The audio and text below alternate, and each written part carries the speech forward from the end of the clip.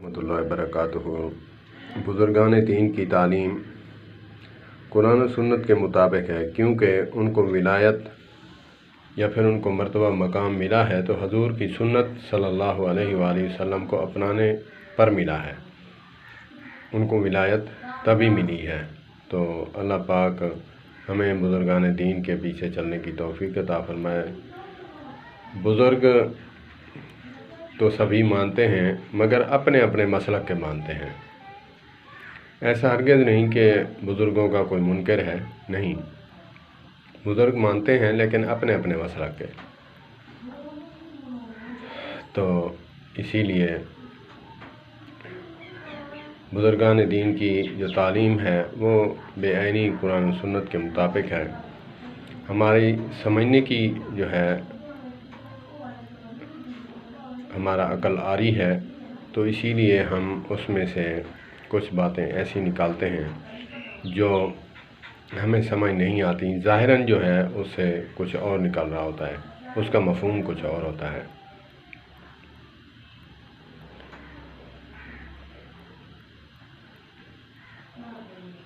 ایک بزرگ فرماتے ہیں، او ہک ہے جڑا اون ہک کو ڈو کر جانے پکا کافر تے مشرک ہے۔ یہ بزرگوں کی تعلیم ہے کہ وہ وحدہ لا شریک ہے، اس کا نہ کوئی جز ہے نہ کوئی حصہ ہے۔ قل هو اللہ احد اللہ الصمد لم یلد ولم یولد۔ اس کی تشریح ہے کہ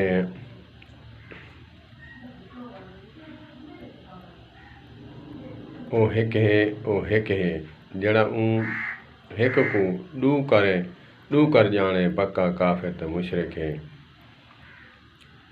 یہ بابا بلے شاہ رحمۃ اللہ تعالیٰ علیہ جو قصور والے ہیں، میں نے وہاں پہ حاضری بھی دی ہے، لیکن مجھے کوفت اس سے ہوئی کہ مش ڈنڈا ایک بیٹھا ہوا ہے۔ یہ جو درباریں جو اوقاف میں دے دی ہیں، یہ سب سے بڑی غلطی کی ہے۔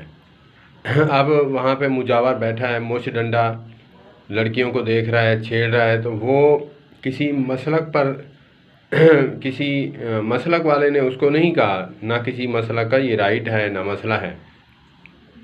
ہر مسلک میں جو ہے کسی کی بیٹی کو دیکھنا حرام ہے، لیکن وہاں میں گیا، درود پاک پڑھا اور سورہ فاتحہ پڑھی، اس تصور سے کہ اللہ کے ولی ہیں، ان کو کتنا مقام ملا کہ لوگ مقناطیسیت کی طرح دور دور سے کھینچ کر آتے ہیں۔ ہماری طرف کوئی آنے والا سوچتا ہے کہ اس کے پاس جاؤں کیا ملے گا۔ لوگ وہاں جاتے ہیں کہ ہم دعا کریں گے اللہ سے، اللہ پاک نے اس کو نوازا ہے، اللہ پاک اس رحمت سے ہمیں بھی نواز دے۔ تو وہاں ایک مش ڈنڈا بیٹھا ہوا تھا، لٹیں بال بڑے رکھے ہوئے تھے، علی مولا علی۔ بھائی علی مولا ہم بھی مانتے ہیں، علی مولا کو ہمارے بھی پیارے ہیں، ہمارے بھی محسن ہیں، لیکن کیا بے وضو ان پاکوں کا نام لینا اچھی بات ہے؟ نہیں۔ یہ جو ہمارے مسلک کے اہل سنت بھائی ہیں، مزارات جو ہیں اوقاف سے چھڑائیں، ورنہ یہ مسلک ان کا بدنام ہو جائے گا۔ ایک عالم دین تھے، میں نے لاہور رات کو تہجد کے ٹائم اللہ پاک نے توفیق دی اٹھنے کو، میں نے ان کا بات سنا، وہ یہی نشاندہی فرما رہے تھے کہ جو مجاور بیٹھے ہیں ہم نے نہیں ملائے، ہم نے نہیں بٹھائے۔ یہ اوقاف والے جو ہیں جن کے اڈر میں ہیں، ان کو جو ہے تنخواہ دے کر وہاں بیٹھے ہوئے ہیں، نہ کہ کسی عالم نے بٹھائے ہیں، نہ کسی مسلک نے۔ تو پھر میری مؤدبانہ گزارش ہے کہ اس کی تحریک چلائیں، جیسے لوگ صبح کی تحریک چلاتے ہیں، کسی کام کے لیے تحریک چلاتے ہیں۔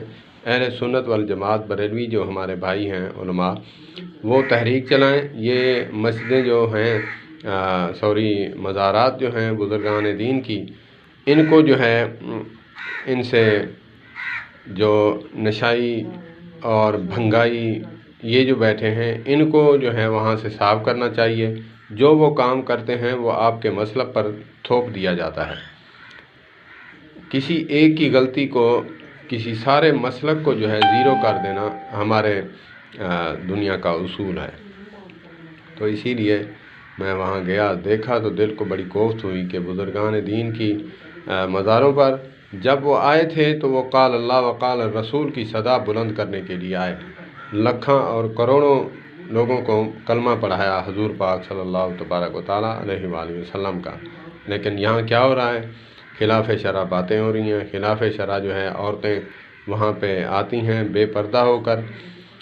تو یہ بات دیکھ کر میں بہت جو ہے دکھی ہوا کہ ان کی محنت کو انہوں نے نعوذ باللہ پیروں کے تلے رون دیا ہے۔ اہل ولیوں کی نا اہل اولادیں جب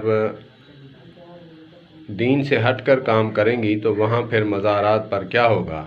غیر شرعی کام ہوں گے، تو پھر اس سے جو ہے لوگ نفرت بھی کریں گے۔ غیر مسلک والے جو ہیں وہ کہیں گے کہ یہ جو ہے ان کا مسلک ہی ایسا ہے۔ اللہ پاک ہمیں سمجھ عطا فرمائے۔ والسلام علیکم ورحمۃ اللہ وبرکاتہ۔